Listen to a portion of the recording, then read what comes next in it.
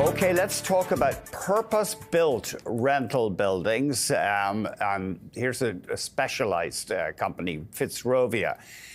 It's long been active in building buildings for rentals, but it's now launched a subsidiary that's focused on renovating and updating vintage rental properties in Canada. The brand is called Maddox, and it has some projects underway already in Toronto and Montreal. Let's bring in Adrian Rocca, CEO of Fitzrovia. It's great to see you. So every city in Canada has some of these aging buildings, some of them put up in the 60s and 70s. So you're coming in and you're rejuvenating them. What are you doing?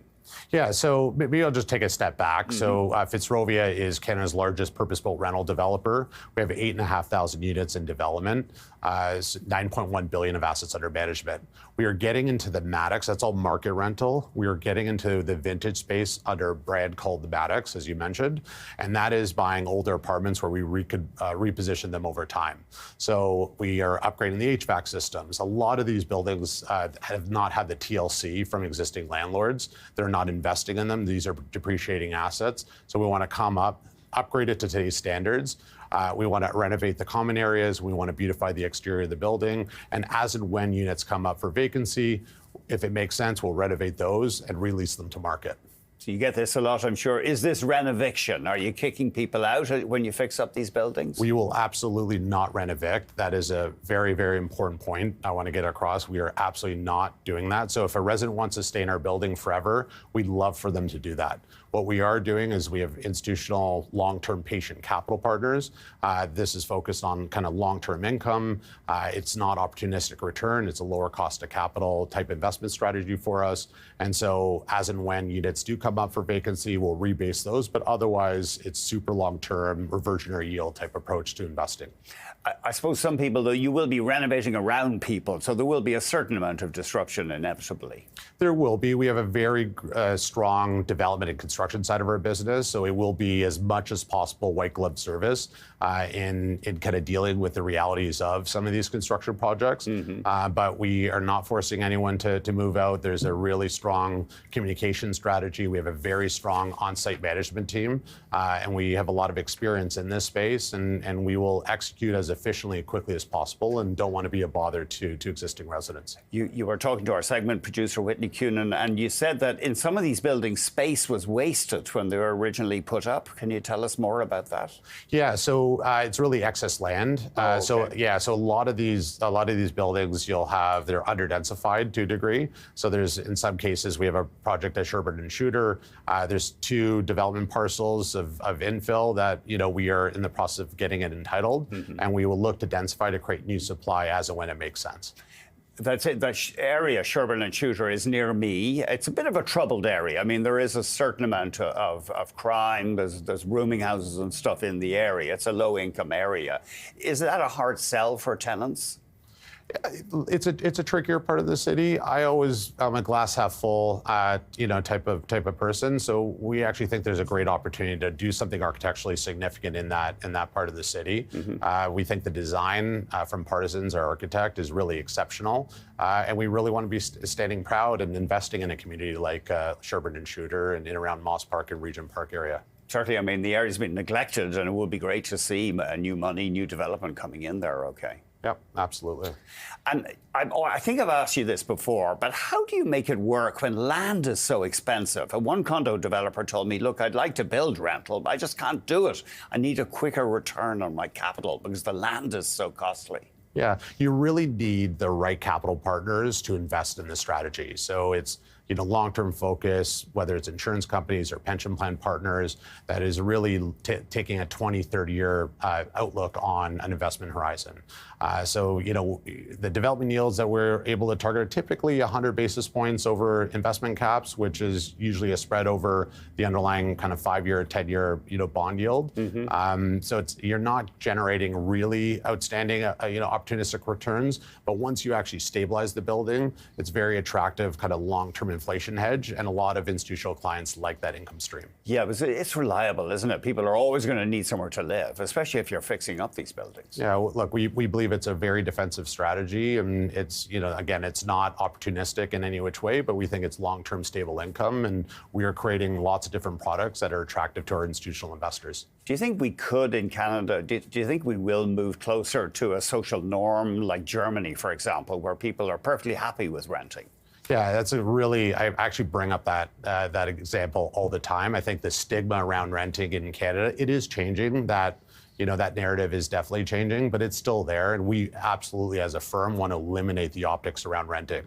We think it's the right thing to do for certain people, and we want to create the best-in-class product. We also want to create products across the affordability spectrum, not just market rental. We will get into affordable rental development in due course, and the Maddox is really a brand that takes us halfway there.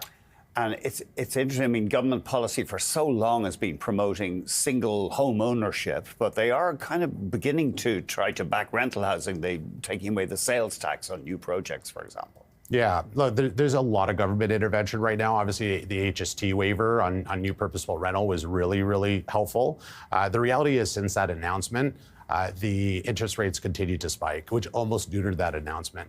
So we're actually engaging, I'd say all three levels of government have done a really good job engaging the private sector, really understanding the key issues that's going to encourage more rental supply. We're hoping to get some additional help with property tax abatements and also that HST waiver applying to existing projects under construction.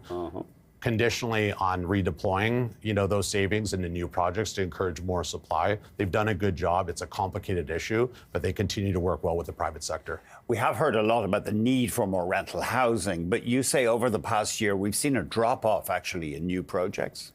Yeah, absolutely. We're, year over year down 70%. Nationally, or just in Toronto? Yeah, so that's a national number, but that would also be reflective in Toronto as well. The reality is, over the last 2 years, we have construction costs got up 41%. Interest rates have spiked fivefold. Right, that puts a lot of pressure on your cap rates. Right, you need a spread over the risk-free rate, and so margins have been squeezed. So the HST waiver certainly helps, about 10% of your total development costs, but we need some additional help. Like we are not seeing the margins we're looking for.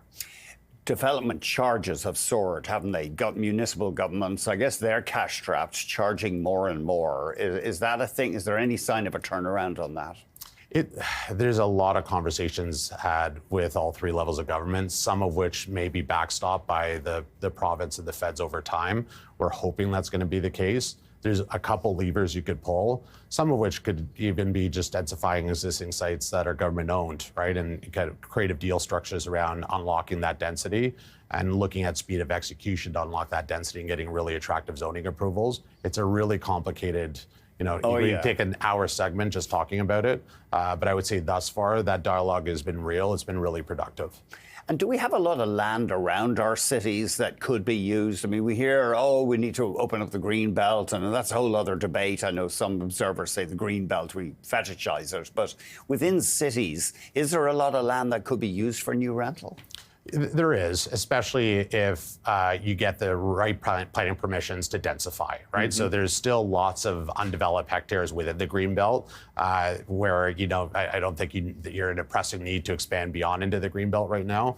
But I think we could also get a lot more creative with what we have, right? And also get a little bit more open-minded, which I think certainly the city of Toronto has changed their tune over the last 12 months to encourage taller buildings, bigger floor plates to get more supply into the market. And laneway buildings, they've taken away as many rules as they can get.